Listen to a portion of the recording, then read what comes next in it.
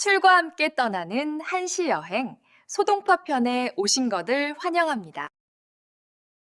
안녕하세요. 술과 함께 떠나는 한시 여행 소동파편 세 번째 시간입니다. 지난 2화에서는 소동파가 날카로운 풍자시로 부조리한 현실에 저항하는 모습을 만나봤습니다.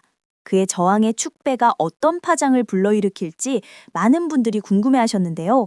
오늘도 저희의 여정에 함께해 주셔서 감사합니다. 구독과 좋아요, 알림 설정 부탁드리고요. 안녕하세요. 네, 맞습니다. 술잔을 기울이며 불의를 노래했던 그의 용기는 결국 그에게 인생 최대의 위기를 불러옵니다. 오늘은 천재 시인이 어떻게 한순간에 역적으로 몰려 죽음의 문턱까지 가게 되는지 그 긴박했던 순간을 따라가 보려 합니다. 시 때문에 죽을 위기에 처했다는 게 지금으로서는 상상이 잘 안 되는데요. 대체 어떤 사건이었나요? 바로 중국 문학 사상 최악의 필화 사건으로 꼽히는 오대 시한입니다.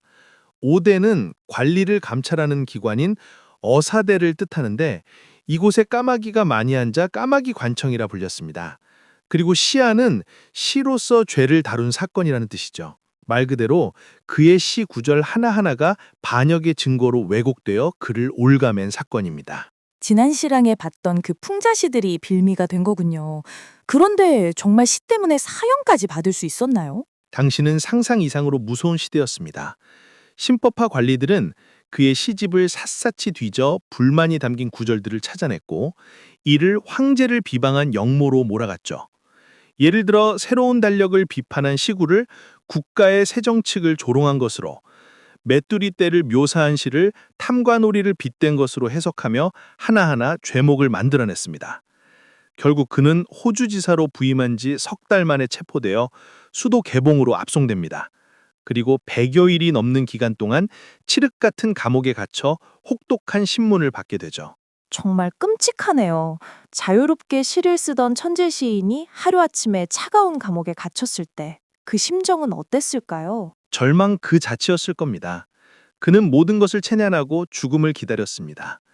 술 한 잔의 위로도 친구의 격려도 없는 완전한 고립 속에서 그가 할 수 있는 일은 오직 하나, 마지막 시를 쓰는 것이었습니다. 오늘 만날 시는 그가 옥중에서 가장 사랑하는 동생 소철에게 남긴 유서와도 같은 시, 옥중 기자유. 옥중에서 자유에게 부침입니다. 옥중기 자유. 성주여 천 만물춘. 성군께선 하늘 같아 만물이 봄을 맞았는데 소신우암 자망신. 어리석은 이 신하가 스스로 몸을 망쳤네. 100년 미만 선상체. 100년도 다 못 채우고 먼저 죗값을 치르니. 19 무귀 갱루인. 10식구 돌아갈 곳 없어 다시 남에게 패 끼치겠구나. 시처청산 감해골. 이 땅 어디든 청산에 뼈를 묻을 수 있으니 타년 야우 독상신. 훗날 밤비 내릴 때 그대 홀로 마음 아파하겠지. 여군세세 미형제. 갱결 내생 미료인. 그대와 세상 끝까지 형제가 되기를 다시 내 생을 맺어 못다한 인연을 잇고 싶네. 정말 절절합니다. 특히 열 식구 돌아갈 곳 없어 다시 남에게 패 끼치겠구나 하는 부분에서 가족에 대한 미안함이 그대로 전해져서 마음이 너무 아픕니다. 맞습니다. 이 시야말로 그의 진심이 담긴 마지막 고백이죠. 한 구절씩 살펴보겠습니다. 첫 두 구절 성주여천 만물춘 소신우암 자망신. 그는 여전히 황제를 원망하지 않습니다. 오히려 황제의 은혜가 하늘과 같다고 말하며 이 모든 비극은 어리석은 신하인 자신이 자초한 일이라고 자책합니다. 죽음 앞에서도 신하로서의 도리를 잊지 않았군요. 그런데 정말 그렇게 생각했을까요? 아니면 혹시 모를 상황을 대비해 황제를 칭송한 걸까요? 예리한 질문입니다. 분명 옥중에서 쓴 시이기 때문에 전략적인 면도 있었겠죠. 하지만 소동파는 신법 자체는 비판했지만 황제의 개혁 의지 자체를 부정하지는 않았습니다. 그가 진정으로 원망했던 것은 신법의 무리한 집행이었지 황제 자체는 아니었던 것이죠. 하지만 바로 다음 구절에서 그의 시선은 공적인 영역에서 지극히 사적인 슬픔으로 옮겨갑니다. 100년 미만 선상체, 19 무기 갱노인. 100년의 삶을 다 못 채우고 먼저 죽는다는 체념보다 자신이 죽고 나면 남겨질 19, 즉 10명의 식솔들이 겪을 고통을 더 가슴 아파합니다.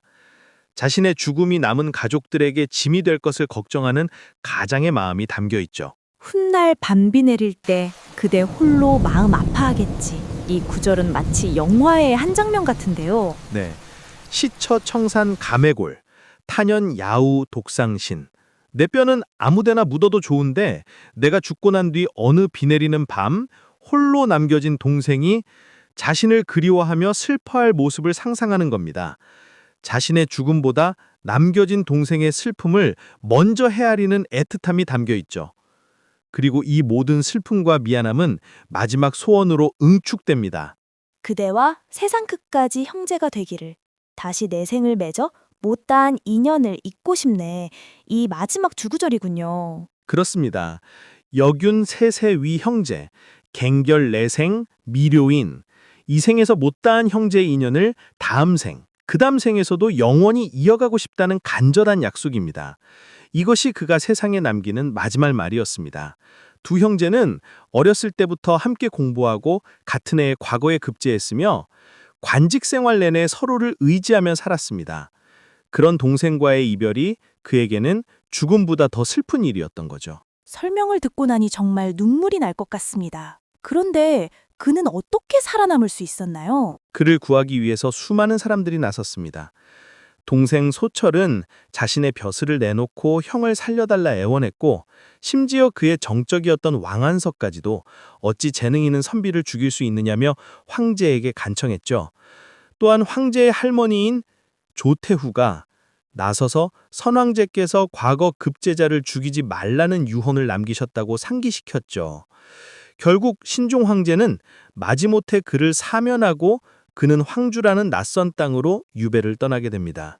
정적이었던 왕한석까지 나섰다니 그의 재능이 정말 대단했나 봅니다. 자, 그러면 죽음을 앞두고 동생에게 남긴 그의 마지막 목소리를 다시 한번 우리말로 함께 낭송하며 그 애틋한 마음에 귀 기울여 볼까요? 네, 좋습니다. 성군께선 하늘 같아 만물이 봄을 맞았는데 어리석은 이 신하가 스스로 몸을 망쳤네. 100년도 다 못 채우고 먼저 죗값을 치르니 열 식구 돌아갈 곳 없어 다시 남에게 패 끼치겠구나. 이 땅 어디든 청산의 뼈를 묻을 수 있으니 훗날 밤비 내릴 때 그대 홀로 마음 아파하겠지. 그대와 세상 끝까지 형제가 되기를. 다시 내 생을 맺어 못다한 인연을 잇고 싶네. 죽음의 위기에서 살아남았지만 모든 것을 잃고 유배를 떠나게 되었군요. 그의 인생은 이제 어떻게 되는 건가요? 바로 그 지점이 이 이야기의 가장 위대한 반전입니다. 정치인 소식은 죽었지만 예술가 소동파가 탄생하는 순간이기 때문이죠. 다음 시간에는 그가 유배지 황주의 동쪽 언덕에 작은 밭을 일구며 스스로를 동파거사라 칭하게 되는 이야기, 즉 그의 상징적인 호, 동파가 탄생하는 과정을 따라가 보겠습니다. 이때 지은 씨, 동파를 통해 절망 속에서 새로운 삶의 기쁨을 찾아내는 그의 모습을 만나보겠습니다. 절망의 끝에서 새로운 시작이라니 정말 기대됩니다. 오늘 시인의 절절한 형제에 함께 마음 아파하셨다면 구독과 좋아요, 알림 설정으로 저희의 여정을 응원해주세요. 만약 여러분이 누군가에게 마지막 편지를 남길 수 있다면 어떤 말을 전하고 싶으신가요? 여러분의 생각을 댓글로 남겨주세요.